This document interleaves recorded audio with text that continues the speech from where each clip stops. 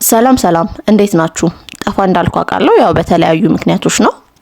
ከዚህ በኋላ ግን በተሻለኛ አቅም የተለያዩ ቪዲዮዎችን ፖስት አደርግላችኋለሁ። ያው እንደሚታወቀው እኔ የምሰራላችሁ የጋዜጠኝነት ትምህርቶችን ነው። ስለዚህ ዛሬ እንደገና እንደ አዲስ ዛሬ አንድ ብለን እንጀምራለን።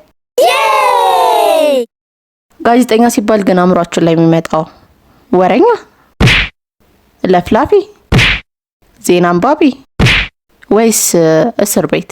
የቱ ነው ግን መጀመሪያ ጭንቅላታችሁ ላይ የሚመጣው? በእርግጥ ብዙዎቹ ጋዜጠኛ ለመሆን የሚፈሩበት ችግሮች ናቸው። ጋዜጠኛ የሚባለው ሀገሩ ላይም ሆነ በዓለም ላይ ማህበረሰቡ ማወቅ ያለበትን ሀቀኛ ሆኖ ኃላፊነት ተሰምቶት ህብረተሰቡ ማወቅ ያለባቸውን ነገሮች የሚያስተላልፍ የህዝብ ድምጽ ነው።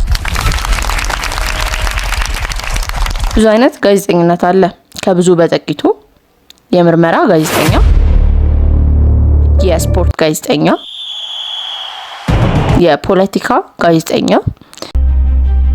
የመዝናኛ ጋዜጠኛ፣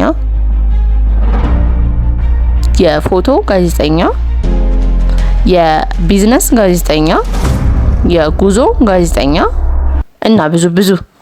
በቀጣይ ቪዲዮ ደግሞ የእያንዳንዱን ማብራሪያ ይዤላችሁ እመጣለሁ።